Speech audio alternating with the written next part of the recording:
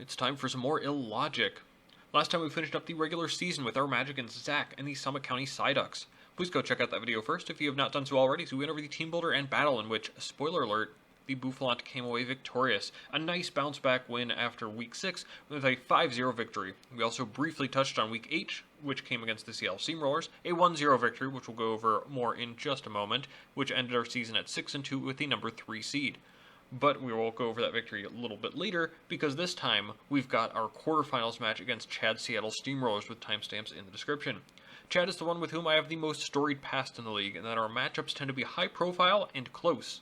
The Bouffalant took him down in the Season 2 Monotype Finals, our very first season in the league, and then VGC Season 3 ended much the same, a 2 games out of 3 victory over the Steamrollers. Our first normal draft season was much more tame, a win over the Steamrollers in the final week of the season with help from Scarf, Dugtrio, Alola taking out that Jirachi. It was a very fun match, also part of our undefeated season. Season 6 was the next time we faced off, an epic 1-0 match after several misplays from yours truly, ending on a critical hit focus punch from Tyranitar to win. Chad revamped his team shortly after and made the finals, where, once again, we defeated him, much more comfortably this time, thanks to a very sped-up Mew, G-Max Sandaconda, and Silvaldi Fire, among others.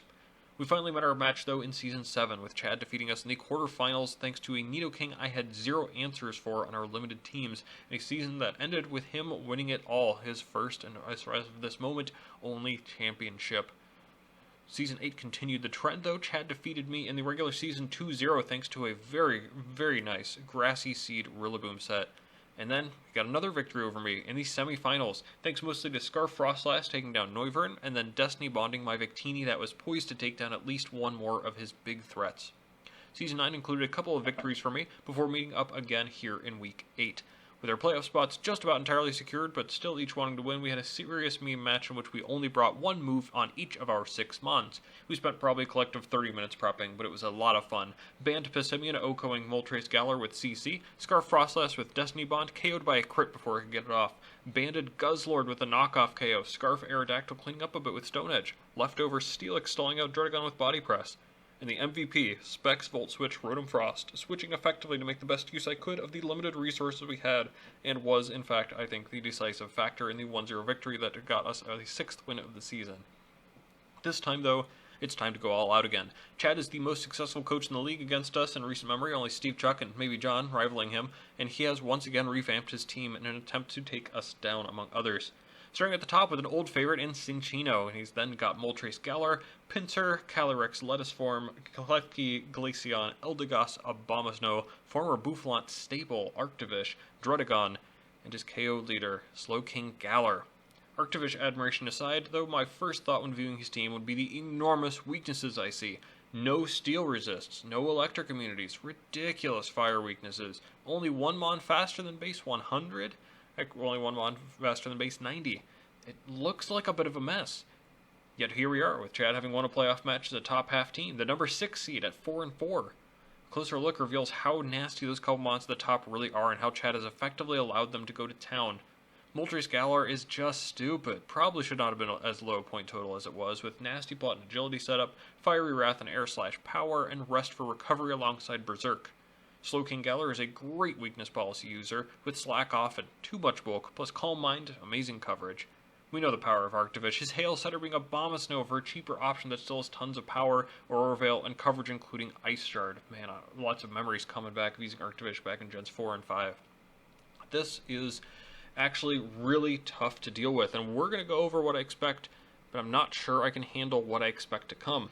Calyrex isn't a real mon, it doesn't do anything, and gets absolutely blasted by every member of my team. Eldegoss is something I've predicted not to come against me multiple times in the past, and yet it kind of continues to come. Still, if the worst it's got is Sleep Powder, I'm not terribly worried. The power of my team should pull through, as well as my abilities to pivot around it and through it. I'm thinking Pinsir next. The speed tier isn't that bad, and strong close combats could be tough, but the restructure of his team does not lend well to it, sharing several key weaknesses with others who can take better advantage of the opportunities his team sets up, along with things like weird speed tiers that I already have to prep for that it doesn't really achieve well. Klefki is genuinely good with support including screens and spikes and status, but Chad hasn't been using it all that well recently, and I have a couple amazing answers to it that can switch into it freely, meaning I don't think he wants to be taken advantage of so easily, though I will of course have to prep around it because it is so polarizing. Finally, Glaceon is quite strong in the Hail, with Blizzard and Freeze Dry providing basically anything you could want against a team without a Fire type, and Cling as its only resistance to Freeze Dry. But otherwise, I don't know, it's pretty slow. If he wants to take advantage of Snow Cloak, then okay, I guess, but I'm not too terribly concerned about that. It really is strong, but the others I think form a more cohesive game plan together. Dredagon, for one, is something he's been favoring recently, and could be quite annoying with Rough Skin, access to things like rocks, which he's been favoring, and strong dragon moves, and general bulkiness. This could be painful to take down, and while I do struggle to do so, it will be breaking my team down a little bit at a time. Slowking-Galar is quite good, even with all the super effective coverage I'll be packing on my team, especially if I can take advantage of knockoff. We're talking about weakness policy doing that, general bulk doing that, if he's got whatever coverage moves he wants or needs. Slack off can heal him up after that hit too, and then take less in future hits. Culverberry is common, and then Slowking can do anything, including Sweep Me. Moltres-Galar is the same way. I need to be able to 2-hit KO it, but cannot let it rip apart key pieces either, which is easier said than done with its natural bulk and power, coupled with other things like potentially weakness policy or boots to avoid those hazard chips. Cinccino is something Chad continues to favor, and this composition has the bonus of drawing out my answers to those aforementioned threats, like Steelix or Aerodactyl, and chipping them down a little bit, or you turning out into the appropriate responses. Finally, Abomasnow is more than just a facilitator for Arctovish, because Blizzard or Leaf Storm or Woodhammer or Ice Shard or Focus Blast or Aurora Veil is a ton of trouble, especially if he's got a weird item like Sash or Scarf or something. That Arctovish is definitely the big problem though, as Fish is basically 2-hit KOs my whole team minus Guzzlord, which is 2-hit KO'd by its other stab. That's all the coverage it needs. I've seen Substitute on it, which would be very nasty, plus Scarf could let it outrun up to Rotom-Frost outside of Hail, and even Scarf Aerodactyl within Hail. All this limits my options severely. His team isn't very fast, but it's faster than Marowak, who has no place here against Moltres being immune to EQ and even resisting knockoff. Abomasnow resisting and outspeeding, Fish is naturally outspeeding. It would have been nice to bring it in on something like Slowking, but the rest of the team forbids that. Clang is something I thought about for a bit actually, considering he's got no steel resistances, but it's a Clang, I just cannot do it. Rough Skin Dredagon is an issue, as is Arctovish outspeeding even after shift gear because of that just a little bit too slow. Snow Cloak could really mess with him. I'm not really sure though. Frostlass doesn't look too bad. Frostlass can take advantage of the Hail a little bit, potentially Blizzards, outspeeds all but the Cinccino, hits things super effectively like the Galarmons, as well as spreads status, which he doesn't have the best removal for. Spikes, rather. He doesn't have very good removal for. I don't think he has a Heal Bell user either, but, Glaceon is there, but I'm still very worried about Frostlass. Low accuracy is one thing. I really don't need to risk the triple Axle misses, but also consider things like Arctovish outspeeding without being able to do much of anything back. T-Bolt really doesn't even 2-hit KO in these unless you have a lot of investment. Dredagon's Rough Skin, potential helmet, racking up damage, it's not good. Slowking activating a weakness policy, which could even stop future Poltergeists if I'm physical. Moltres setting up an agility and just blasting us away with Fiery Wrath. I don't think I can do an offensive Frostlass. The name of the game for this week, and most of the offense has been offense. Yes, Spikes is a great supplement to offense, but consider that the point of my offense is going to be not allowing Chad a chance to set up with Moltres, or Slowking, or Abomasnow. And Frostlass setting up Spikes may mean facing down a very fast Moltres, or a +2/+2 Slowking, or an Arctovish behind screens or sub. Worth? Not really, IMO. Mesprit sadly rides the bench for a similar reason. As much as I like its versatility, I don't think it's quite good enough to do anything for me. Aside from the excellent coverage, especially from Fire Punch, Arctovish will skewer me. I'm not 2-hit KOing Slowking with really anything. Moltres outspeeds and eviscerates, while I have something else in the squad that already does that too. Cinccino outspeeds and gets the free U-turn. It's just a little too much for me, unfortunately. I have to pass on it. Finally, this feels like at least the second time this season this has happened, but up until actually putting the team together, I thought I was going to have Tentacruel on it. Except I just can't quite find a spot for it. Haze was the main reason I wanted it in the first place, stopping the boost on things like Slowking especially, but also Moltres-Galar and being a special defense tank for them. But after that, its role ends up being a bit dicey. I thought this would be my best Arctovish answer, what with the water resistance and high speed up for freeze dry, but Psychic Fangs actually 2-hit KOs very easily, and that's a big problem. An even bigger problem is the low chance to even 3-hit KO back with Sludge Bomb. Arctovish is a tanky boy. I could see something like Tentacruel being the reason he doesn't run my most feared set, Adamant Scarfish, but I also don't like it being taken advantage of things in their actual match, and you're going to see a bit of a theme with the team in just a little bit. What is the theme? Beat Arctovish, of course, and hit that Slowking super effectively too. We've got 5 mons to hit Slowking super effectively and 5 to hit Arctovish too. 3 pivot mons to help against the double switches that could ruin my life, and plenty of offense backed up with a couple of tricks. I'm a little concerned about the first mon I've got, Aerodactyl, who in our meme match earlier carried a Choice Scarf.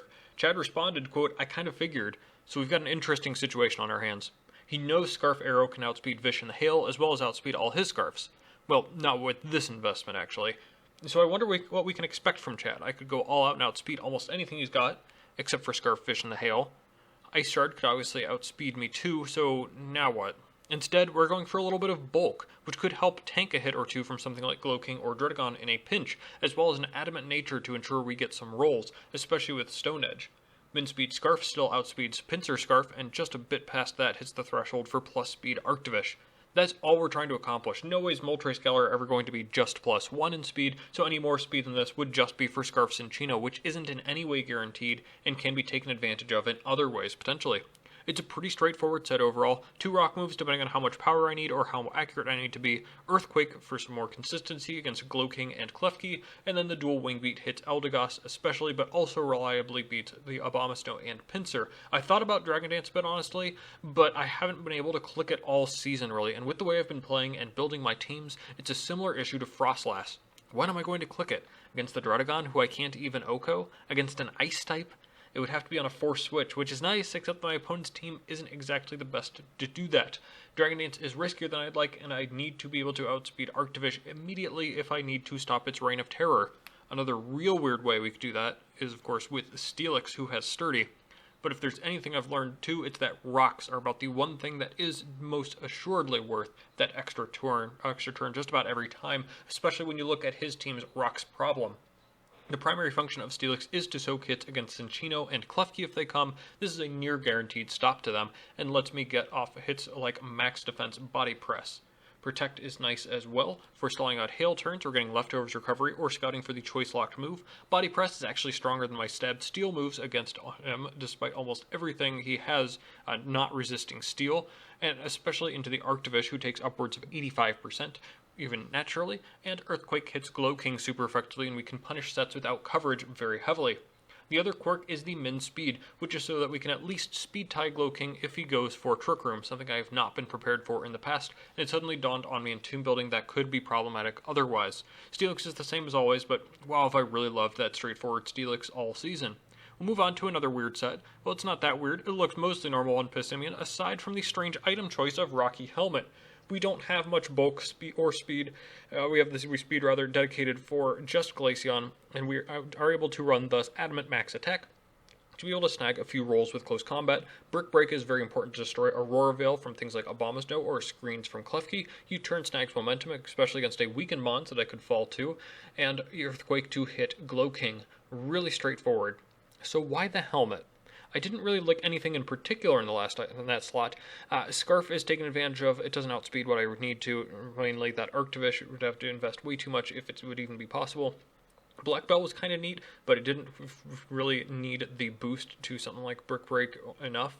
Leftovers isn't that great for survivability, actually. Assault Vest is about the closest I found to running my usual default item when I can't find anything, maybe even something cheeky like a Koba Berry I was thinking about, but Helmet has a couple of appeals. I want to punish that Cinccino if I need to. That Tail Slap is ridiculously strong against most of my team, not to mention coverage like Rock Blast for Aerodactyl, but I really liked the survivability of lefties on Steelix. I heavily considered Pasho on Steelix too as a better Arctivish check, but decided I have plenty of bulk anyways, and I don't want to make Steelix the default option to check that mon when it's got a decent load to carry anyways. All that to say, Helmet Steelix didn't really quite work for me, so why not Passimian to make sure that even if it's outsped, it will guarantee get something off against anything but Moltres, who would obliterate me with Hurricane Air Slash almost no matter what anyways.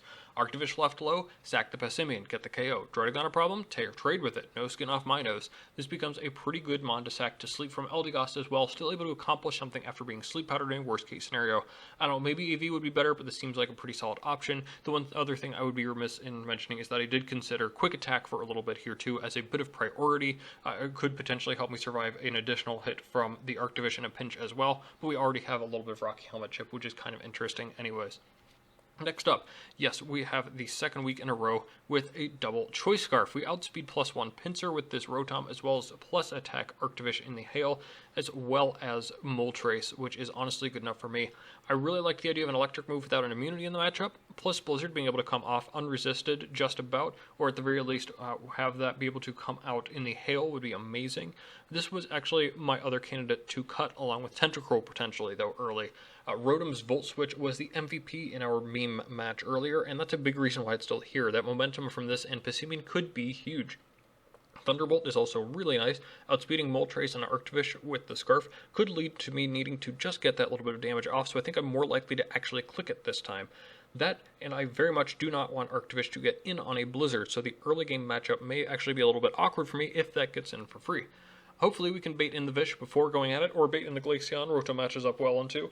Or in a worst case scenario, we can defog away Klefki, spikes, or screens. Yeah, I've seen Chad favor screens a good bit, and if setup is what I'm most worried about, it would make sense for him to support that with the screens play. I do see a world where I'd maybe defog away screens because he'd have 5 turns of screens and a few turns of hail with Arctivish, and the best way to stop him is the emergency defog.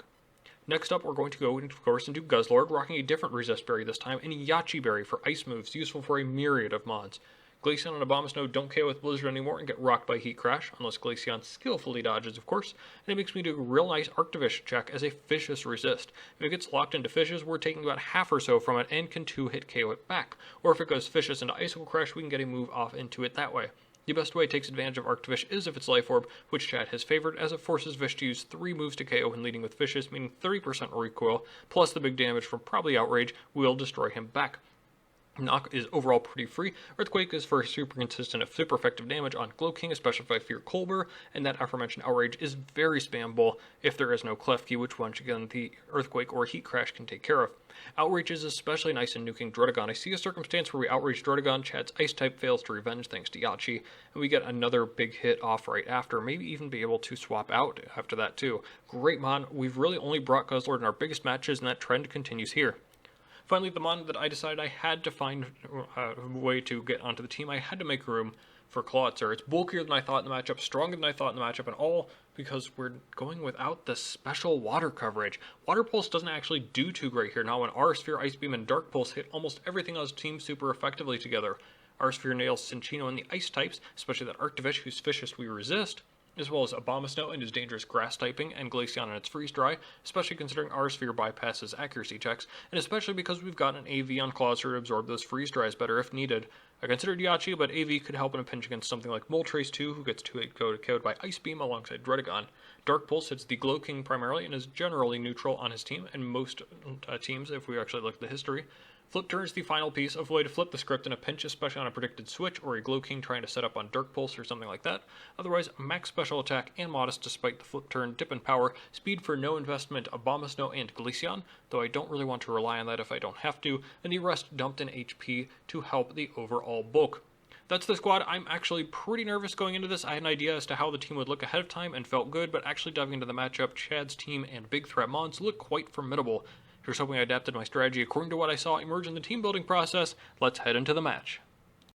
Well, Chad does like to do this sometimes, doesn't he? Exchanged what I see as the 2 biggest threats out for the next 2 in line, just like when he didn't bring the Corviknight Chansey in Season 8.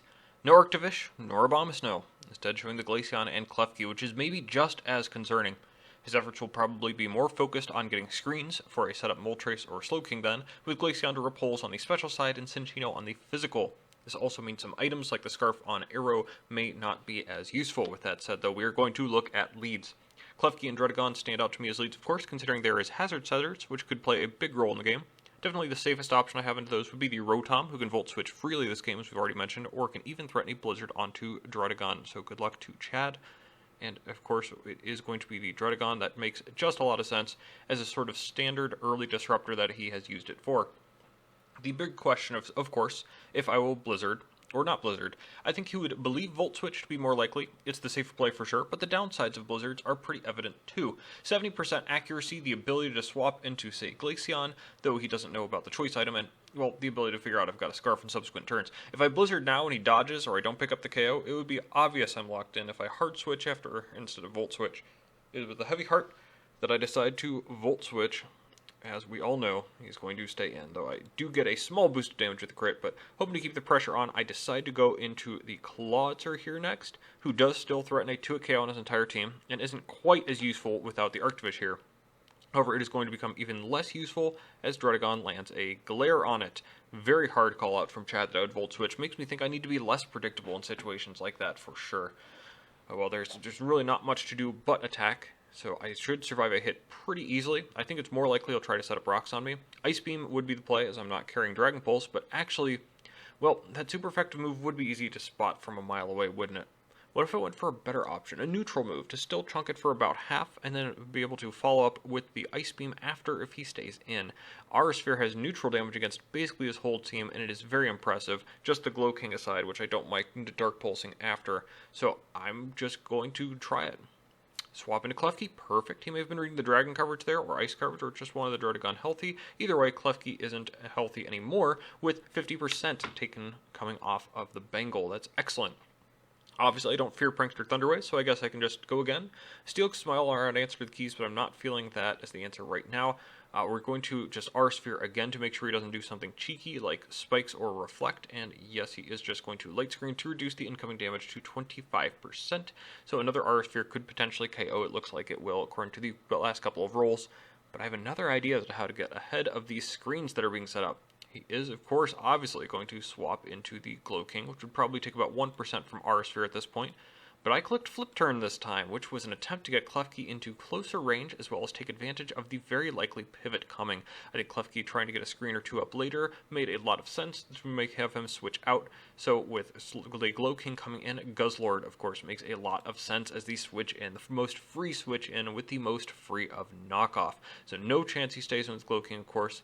But what will we land the knockoff into? Well, Druddigon makes some sense, I guess, taking so much damage, though, from the Rocky Helmet and Rough Skin. It's about a worst-case scenario, honestly, for a move I thought was going to be much freer than that.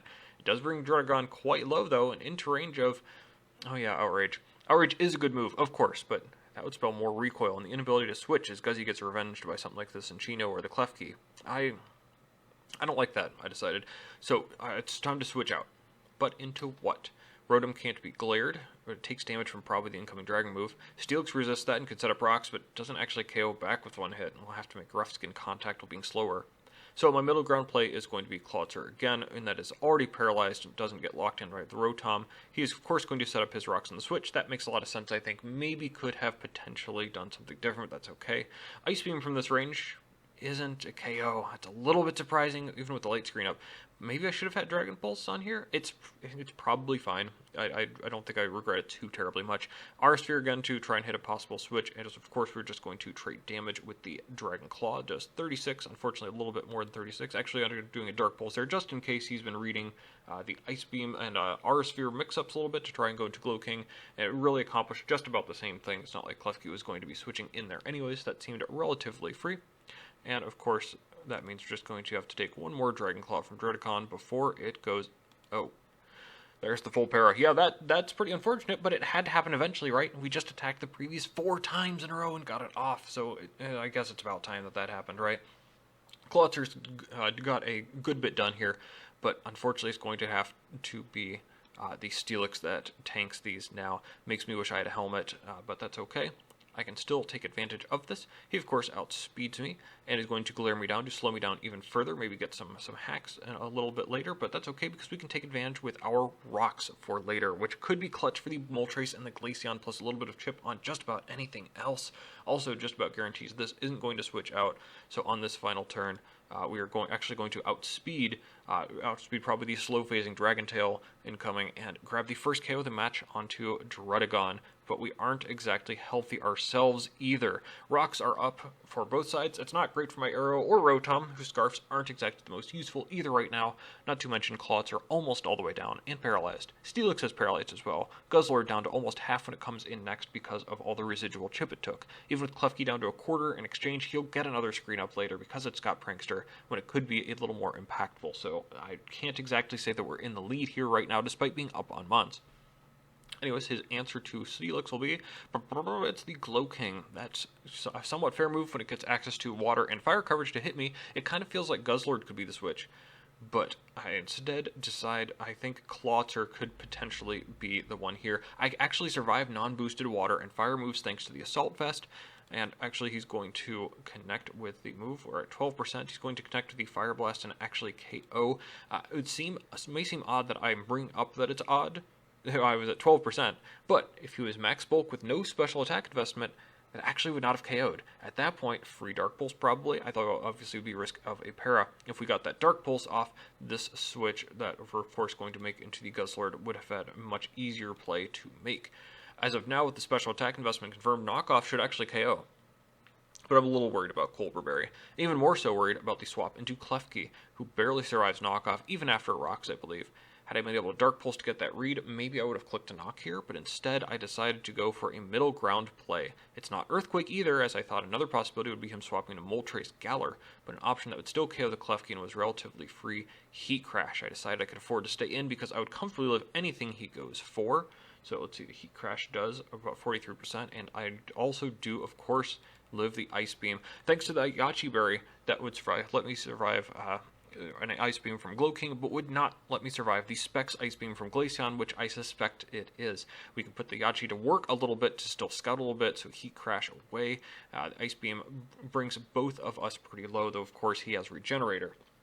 Knock is free again, but I'm still a little bit worried about something like Klefki coming in freely or wasting an attack, so Earthquake is actually just a little bit more free. It seems to me less likely for him to go into the Moltres at this point. So we are just going to be able to finally grab the Glowking KO up 5-4, though of course once again we are getting pretty low. His very obvious answer is going to be the Klefki that comes in. Probably could have seen that coming, that's okay. Dazzling Gleam obviously KOs, but actually I think I could take advantage of that with something like Brick Break past Simeon being able to come in afterwards to break screen, so I decide here to keep Guzzlord in against the keys, and because of this, instead, he sacks Klefki for Reflect, but I still get the KO because I'm +1 and it's Heat Crash 5-3, but he has the screens up for 7 more turns against my mostly physical team, which is not great. His response is going to be Glaceon, and even if I have an Ice type, it really isn't the best response against something so healthy, because he obviously doesn't do much of anything anymore, being so low and being outsped by everything, especially with the Reflect up, so I will of course just let him go down after another multi-KO match. What a beast. We're now up 4-3, but here I decide, we have a couple different options. Here I decide to go to the Rotom, to 2-hit KO, while I should still be able to tank an Ice move, and also because I'm a little bit worried about something like Scarf on the Glaceon. If this was a Scarf Ice Beam, I would not be in a good position to be able to do enough with Brick Break, and to be able and take the move the Ice Beam on the Passimian, so that was a little bit of a worry for me. Passimian should probably have been it here, honestly. Maybe I should have just gone AV in the first place, but I kind of like the idea of a Cinccino check or an emergency button for low health Arctivish. I shouldn't make myself up over that. We'll talk about that later. Instead, we're just going to get this damage exchange between T-Bolt and Ice Beam, which will indeed reveal that this Glaceon is Specs, because that is a ton of damage. Makes me wonder what could have happened if I had sacked my Passimian instead to break through Reflect. But instead, of course, we're just going to finish off Glaceon to go up 4-2. If you've been paying attention, though, my 2 best defensive answers to the next mon that comes in, Moltres-Galar, were those 2 mons that I am missing, the Assault Vest on Clawter and the Dark Typing and Bulk on Guzzlord. Especially considering that we now see Boots on the Moltres, I'm a little bit worried here. The main concern of weakness policy is gone because it has Boots, but this may be even worse considering he's got the Reflect up on me. I need to prevent setup as best I can. Right now, I think all I can do for that is simply get the most damage off that I can because I'm locked in, can't defog, and can't do much of anything about that. And of course, that will then thus have to be done by still clicking T-Bolt. I outspeed, of course, and bring him down to about 1/3 or so. Great damage from Rotom, though it does trigger Berserk, and it sets up with an Agility. Well, I do not outspeed this anymore, do I? No point in switching out, of course. Rotom is just going to go down. That is totally fine. Now we're just still up 3-2. Now then, +1, +2 Moltres obviously is a bit of a problem. The mons that can definitely survive hit are Guzzlord, who's down, Assault Viscloster, who's down, Full Health Aerodactyl, which won't be full health because of rocks, and Steelix. Reflect is up for 2 more turns, though. So among my 3 mons that are up, I really only have one choice for being able to hit through the Reflect to KO, and that is going to be the Aerodactyl. So we'll deep dive into the math a little bit later, but for now, know this. Rock Slide will be KOing through Reflect here, so we don't need to go for the riskier Stone Edge. The other things we need to avoid are parts of the damage roll. So here we go. Fiery Wrath at +1 with a Timid Nature, which he has to run to be able to outspeed Max Speed Scarf Arrow, which I know he was concerned about. And it has a 1 in 4 chance of getting the roll against Aerodactyl because we so heavily invested in speed just for something like this. It feels nice knowing we are able to avoid so much unnecessary speed and make this roll so heavily in our favor. Just again, a 4 in 16 chance we go down here. However, Fiery Wrath also has a chance to flinch, 20%, along with, of course, the possibility to crit. Again, we'll look in depth at the math later, but we've got better than 50-50 odds to KO here. Let's see what happens. Fiery Wrath gets the roll. Arrow down. Well, that sucks. I cannot sugarcoat it. That really sucks. But we have to move on. And of course, we'll be able to go into that a little bit more in depth just a little bit later. We've got one more turn of Reflect up. Body Press still will not KO through Reflect. And Steelix is an easy win against Cinccino at the end with the same move. So I think we really don't have a choice but to go with the chance that he misses his flying move of choice. That means we're going to go into Passimian next, who doesn't really have a role here. Close Combat will KO through Reflect, but his move choice obviously is going to be Air Slash, the accurate option. So Passimian goes down to the season, will thus rest on the heavy shoulders of Steelix, who somewhat comfortably survives a Fiery Wrath, and can now, that Reflect is gone, fire back and KO with a Body Press. The issue, of course, is that we are paralyzed by the Dredagon, caused by the full para earlier on Clawitzer, and we could be 20% chance flinched, and we can be crit. That, and even if we KO here, we have to avoid another para against Cinccino, lest we still be 2-hit KO'd by the Lorb Bullet Seed. I think you already know what I'm talking about when I bring that up, so let's see. We've got Fiery Wrath coming out. We live with about a quarter, and flinch. Yep. Another 50-50 to win with Steelix, and we did not get it. Steelix is going to go down to one more Fiery Wrath, and the Bouffalant fall in the quarterfinals to the Steamrollers, 2-0. GG to Chad. Well played with the Moltres at the end. Great job identifying and playing to the win con at the end there. Of course, we're going to break it down. So again, the biggest issues included early game, letting Guzzlord and Clawitzer get weak. Maybe I should have tried to get Passimian or Aerodactyl in earlier, and we'll talk about that a little bit too. So turn 1, Volt Switch. Chad hard read that play by glaring the electric type. But what if we'd clicked Blizzard? 30% chance to miss isn't something I want to rely on, but if we had missed, boy would that have been awkward. I think he would follow up by going into something like Slowking, especially as I couldn't risk going into Guzzlord after, which would mean I'd have gone Steelix and then have to double out of that. The other scenario is hitting the Blizzard, meaning Dredagon would have been down to incredibly low health early. Chad, I think, could have worked around a bit to get Dredagon in later against something like Steelix to get rocks up anyways, but not paralyzing Clawitzer early would have been huge for me too, and keeping it healthy to take something like the Moltres later would have been clutch. The upside of Blizzarding turn 1 was enough that it probably would have won the game at that point, but the downside would have been devastating and giving up momentum, especially considering he could have set rocks, gotten Dragon Claw damage, or switched to get the momentum even further ahead. I think it was still probably the right play to Volt Switch, but man, imagine chunking the Dredagon for most of its health immediately. Although maybe it was also the fault of having a Scarf, but I wanted to make sure I was prepared. Potentially something to look at in future prep. Moving right along, was Clawitzer the best switch into Dredagon? I know I wanted a bit more of an offensive answer to it, especially something to hit on the special side with the potential for Helmet or Rough Skin, which it had both of, so it was probably better for Clawitzer or Steelix to come in. Steelix was probably the play. Earthquake wasn't going to do too much, though, and Steelix was otherwise really only useful for Cinccino, though also Klefki, for which I had a couple of other checks too. The Klefki, I didn't need any health on it to be able to check that with absolute ease. Getting up the early rocks would have been clutch too, probably, in addition to tanking a Dragon move, and Earthquake would have been relatively free, just the Moltres, of course, even if it only did a minimal amount, considering I'd probably be healing back more than him thanks to the lefties. Really, Steelix early, the only bad thing would be letting in the Moltres early as well, but if I could have gotten maybe a Body Press off on it first, then potentially you could have had something like Guzzlord, Revenge KO, just a little bit later there too, right after, if Guzzlord was still healthy. So I can see a couple different ways this could have gone there too. So the first real misplay, though, probably was not going into the Steelix. Even then, the Yellow Magic could have been devastating there too. They would have kept Clawitzer healthy enough potentially to take a hit from Moltres again there too, thanks to the AV. And Ice Beam, maybe R-Sphere could have been enough to KO endgame as well, so long as I was in a position where Steelix wasn't needed. To that end, Clawitzer did sort of come through in getting Klefki low, which again Steelix could have probably done itself, but probably not as efficiency as Clawitzer did, thanks to the R-Sphere on the switch-in. Kind of got a little bit lucky with the switch in, but it was just a decent play to click R-Sphere there. Passimian could have been the mid-game play as well at some point to get rid of screens, but getting T-Waved by Klefki would have also been incredibly risky. We get into Passimian in a bit, but first we got to move on to a little bit more about the Dredagon. I was able to bring in Guzzlord on the Glowking early and opted to knock into the Dredagon. Earthquake would have been definitely safer, and honestly probably should have been the play, though at that point I didn't know if it would have been able to properly gauge how much damage I really did to it. I'd be at full health at that point at least. I thought I still could not have locked myself into Outrage, thanks to the Glaceon in the back. Maybe if the Clawitzer had not already been paired and I had maybe some healthier answers in the back, I would have been willing to Outrage there and on one of those plays into the Dragon. Not really worrying too much about screens going back up or Glaceon revenging or anything like that. I do think Earthquake was the better play. But not an obvious misplay. Just would have been nice to keep that 30% or so on Guzzlord for later. For the Moltres-Galar, of course, for which I had a few checks. Back into Clawitzer on Dredagon, and then had to go back into Steelix again anyways. That seemed kind of weird to me too. Why did I decide on that? Only Light Screen was up too, so a physical answer like Steelix would have made more sense, especially when I could run out turns with Protect and Stealth Rock on Steelix. Instead I went to Clawitzer, who could KO in one hit, and got it low enough that it couldn't survive the Fire Blast and Glowking later, which meant that I didn't know if it was Colbur or not, which meant that I didn't have the item on it, which also could have potentially figured out that him swapping out of Glowking in the first place against Guzzlord was a sign he was not running Colbur.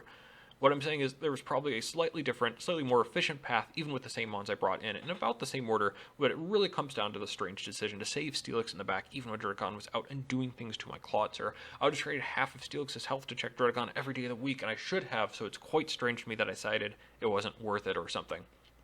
I get it that it was a hard stop to Cinccino and Klefki, but it didn't need much health to be efficient at those things. That's the biggest thing in the early game to me, followed by my decision to not knock the Guzzlord against Glowking. I mentioned it before, but if I could have gotten Clawitzer and healthier against Glowking from a switch into Steelix, I could have easily tanked the incoming water or fire move with the Assault Vest and then fired back with a Dark Pulse, revealing it was not Colbur, even if it healed back up to full from Generator, meaning I could have freely clicked Knockoff later with Guzzlord, and instead I clicked Heat Crash into it, lost my Achi on Guzzy, which is probably fine though, honestly, but I could have KO'd immediately with Knockoff. I don't think that health particularly mattered all that much either, but maybe if I had kept the Achi, there was a chance of surviving the Glaceon and KOing it with Heat Crash, or maybe I would have not had to go into the Rotom and T-Bolt, into the Moltres, and trigger its Berserk. It's a bit longer, more convoluted series of events, so I'd rather direct my attention at the Glaceon response. Sacking Guzzlord in that position was correct. Of that, I really don't have any doubt. Instead, my Rotom answer is probably a little sus.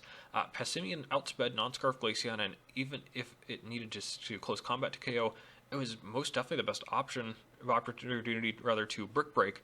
Either one, Brick Break probably the better play. What else did I need Passimian for, really? The Cinccino? Steelix was still alive at full health with Dredagon and Klefki down. Steelix was solely dedicated to Cinccino. Maybe body press the Moltres in a pinch, but there was nothing else for Passimian to do. Had I broken the screen with Brick Break, we would have gotten into a much more interesting situation. Glaceon down, he has to be worried about the Passimian KOing the Moltres. In our meme match, I mentioned that Passimian actually O-coded the Moltres on turn 1. How interesting would it be for us to be squared up against each other in that scenario, knowing that I've one-hit KO'd it in the past? That would have been kind of interesting there. Maybe Cinccino comes into Tail Slap and goes down anyways. KOing with Brick Break would have been quite possibly game-winning. But if it didn't, KO Passimian actually had a shot of surviving, and if it did, it probably was inconsequential with Cinccino U-turn probably finishing off. But if Passimian did go down, it would be similarly inconsequential with Rotom's Volt Switch finishing off. Either way, it's basically a 3v2, but with Scarf Rotom ready instead of Passimian, who proved to provide it the least to the math at the end of the match, and without a Reflect on his side of the field too. So at that point, Aerodactyl outsped both of them, would KO with Stone Edge, of course, thanks to the Reflect being down, so him KOing Passimian after Brick Break would be about a 64% chance of winning outright. Not to mention the odds of, say, his Moltres not flinching after a miss, or a Cinccino missing a triple axle after a miss, and Arrow taking them down anyways, or Steelix cleaning up afterwards. These are slightly higher odds than what actually happened, and Clawitzer or Guzzlord being healthier could have increased my odds a good bit too. But what were the odds with what actually played out? Luckily, between accepting my loss with quiet dignity and grace, or being salty, I chose to quantify my salt. So, top into a little bit of math, particularly through the last 4 turns of the match. I'm confident that I ordered the mons correctly, so let's get into what the odds were to win more specifically. First, though, We're just going to get the easy one out of the way. Air Slash, of course, 95% accurate and always KO'd Pissimian there near the end of the game on that third to last turn. So just a 5% chance of winning the game with Pissimian because of that point. Of course, if we if he had missed and we were able to KO the Moltres, obviously the Cinccino would not be able to win against the full health Pissimian, and the Steelix probably would have swapped into Steelix even just to get the defenses back up on the Pissimian so we could maybe survive Tail Slap later a little better and get Rocky Helmet to recoil. So either way, that's an easy 5% chance just winning the game. Now, with Aerodactyl, it does get a little bit more complicated. The first thing we needed to happen was know a high roll, which he did get. But we're going to take that 12 and 16 chance, that's a 3 and 4, multiply it by the likelihood we don't flinch, which against a 20% flinch chance is a 4 and 5 chance, and multiply that by the chance we don't get crit, so against a 6.25% chance, that a 93.75% chance, or 15 and 16. Multiply that by the following chance we get hit by a rock, that we do hit our rock slide, that is a 9 and 10 shot. We've got a big number, that's 6,480, divided by 12,800. You may notice that this is just over 50% against 6,480 out of 12,800, just a little bit over 50%. It may seem strange, but consider just how many things are factored in. Chad did tell me afterwards that hacks were a big part of his game plan, evidenced by the glare on Dredagon and the Thunderwave on Klefki, paired with things like the power and accuracy of Fire Blast, plus the natural flinch chance on Fire Wrath. There's like 4 different things that could have gone wrong, and even if none of them were larger than 25% chance, those add up. Still, overall, it comes out to a 50.625% chance of Aerodactyl surviving and KOing the Moltres back on that turn. Combined with Pissimian's 5% chance to live, we had a 48.09375% chance of even getting to the Steelix in the end. Because we did, we have a little bit more math to do. As before, a flinch has a 1 in 5 chance of occurring, so we have a 4 in 5 chance of not flinching, plus the 15 and 16 chance of avoiding the crit outright. Unlike last time, it is not a roll to KO, as we always survive one aside from the crit, but instead, we could be fully paralyzed, which adds the 3 and 4 chance of not being fully paralyzed. I'll actually add one more calculation before we finish, because even if we survive and KO back, we'd be at 29% health with Cinccino coming in. 2 Life Orb Bullet Seeds do actually finish off Steelix, so all we need to do is KO back with Body Press, assuming we don't get paralyzed. It's not an issue beating Cinccino in the other routes. Steelix comes in at 94%, obviously worst case scenario, and would require an ungodly amount of full paras and or crits to take it down. But from this level 1 single full para would loot us the game too, so we'll add another 3/4 chance to secure the victory against Cinccino at the end. So again, we got the 4 and 5 chance of not flinching, the 15 and 16 chance of avoiding the crit, the 3 and 4 chance of not being fully paralyzed, and the 3 and 4 chance of not being fully paralyzed the turn after against Cinccino. These are slightly worse odds for us this time, as we exchange the rock slide hit chance with the full para chance, netting us a 540 out of 1,280 chance of Steelix winning the game at the end, only a 42.1875% chance. Again, a little bit worse than a coin toss, especially if we were to factor in the Pissimian miss possibly against this. All in all, though, that brings the final numbers to this: a 27.11767578125% chance to lose, or a 72.88 rounding percent chance at victory when Aerodactyl hit the field. Could I have set myself up better? Yes, slightly, I think. Optimizing Steelix coming in over Clawitzer at least once against Dredagon, and probably more impactful was the possibility of Pissimian coming in against Glaceon to click Brick Break. But did I deserve to lose when I was still able to maneuver myself to a 72.88% chance of winning? It's better odds than hitting a Focus Blast, which I did have to count on in Week 6 to close the gap from a 3-0 loss to a 1-0. But still, I don't think I can be upset with my performance. A couple optimizations, not just in gameplay, but also team building. Imagine if I was carrying Draco Meteor Guzzlord, or Dragon Pulse Clawitzer, or best case scenario, I ran through just a little bit. Imagine if I was carrying the Koba Berry on Pissimian. I was seriously considering that. But nothing to be particularly down about. Just an unfortunate loss. That's the game we play with a little bit of tightening up to do. The season is now over, so we're going to go over the team performance as a whole real quick. It's tough to say that this successful season, considering the standard of excellence the Bouffalant have held. 3 straight titles, including an undefeated season, as well as our first regular season, plus a W in the second regular season, another one in Season 9, semifinals loss in Season 8. But honestly, third overall at 6-2 with consistently big wins and getting over the hump against the Wobbuffets should still count for something, so I'll hold my head high on this one.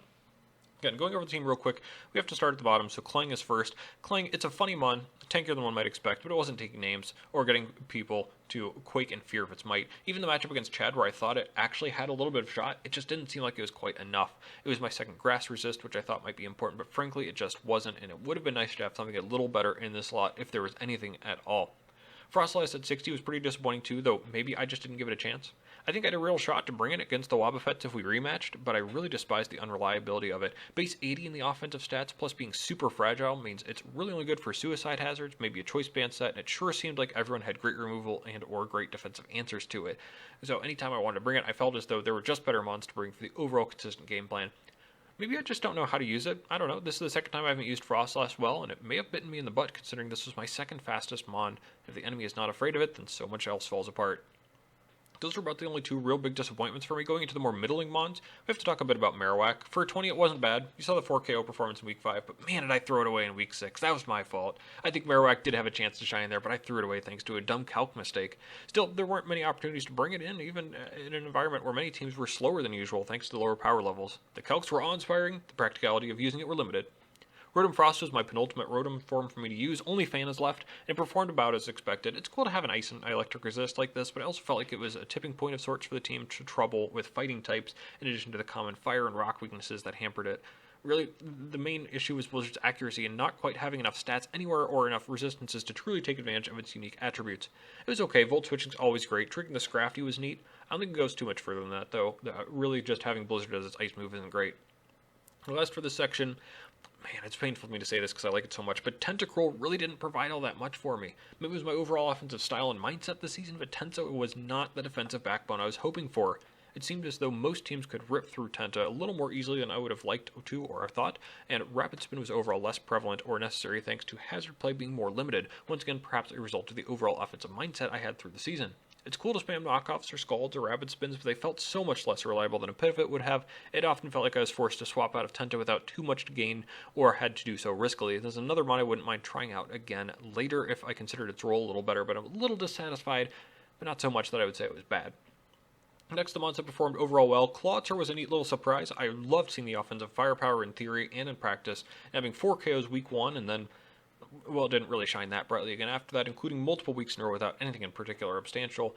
But I love having a mon do well early in the season. It forces my opponents to prep for it weirdly or differently. Clawitzer was that mon. It opened up holes for others later because they had to prep for the devastating power of Mega Launcher. Flip Turn and Aqua Jet even came in clutch. I think it would have been ranked a little closer to the top of my list had I just been able to go brr with a button instead of needing to predict Dark Pulse spam week 1, R-Sphere spam in the quarters, that sort of thing, instead of just being able to... trying to click Water Pulse would be nice. It's a strong move, but couldn't really do that, it felt like. It's not all bad. Every move I used on it was strong. Just took a little bit of thinking, and you know we don't do that much here. Mesprit is neat, real solid in doing basically whatever asked. It never really shined too much aside from maybe week 7. Never really clutched out a moment or carried the team, but it mainly took a pivoting role, but man, I wish I could have used a few of its tricks better. I don't think I used it for rocks. Knockoff spam from this would have been great. The coverage it gets, I was able to show off a little bit, but the trick room and screen sets were the ones I brought when it failed, and when I failed to grab the W. Even more potential in this mon, I can feel it, but considering we just finished low tiers, I hope I didn't squander the best opportunity I'll have with it. Pessimian was pretty solid overall, about the performance I would hope for from a mon 1 tier below the top. The fighting moves were strong, and Pessimian used the knockoff and U-turn strap better than Mesprit did, and actually tanked hits decently well too. I do wish I had found an opportunity for a bulk upset, but I'm more than satisfied with Pessimian, one of the better mons I used this season. Finally, it's slightly disappointing, but Aerodactyl I think falls in this tier too. Yeah, it was good enough to bring to all 9 matches this season, but I don't feel like it lived up to the hype of 3rd overall pick. This mon did not carry like I promised it would, picking up multiple KOs in garbage time, and never truly finding the right opportunity to set up with D-Dance or Hone Claws. I was incredibly impressed with how much prep it forced, and found that it was able to take advantage of things. I was able to, against several weaker teams, be able to force them to prep for it, and be able to do other things around that prep for it, but it never really truly backed up the threat it presented. Stone Edge is strong, if not inaccurate. Stab Dueling Beat is pretty strong. Earthquake is really nice complementary coverage. Roost and Defy are cool, but it just seemed a little bit too frail to stay in too long and show all that off. Feels like I should have been trying to get it in the game earlier and chunking things with something like a band or a life orb rather than save it in the back like I did so often. Not bad, just not the carry I was hoping for. Finally, the top performers, you already know Guzzlord is up here, overperforming the limited opportunities it got. It only appeared in 3 serious matches and netted multiple KOs in each. That is just impressive. It makes me wish I'd exploited the power move pool and bulk of this monster earlier in the season. I drafted it relatively early because it seemed a nice counter to top mons drafted by top teams, and sure enough, against the top 2 teams in the league in the regular season, it accumulated 7 KOs, plus another pair in the playoffs. I had a ton of fun with Guzzlord, especially clutching out week 4 against the Wobbuffets, and don't be surprised if you see more Guzzlord on the channel after that performance.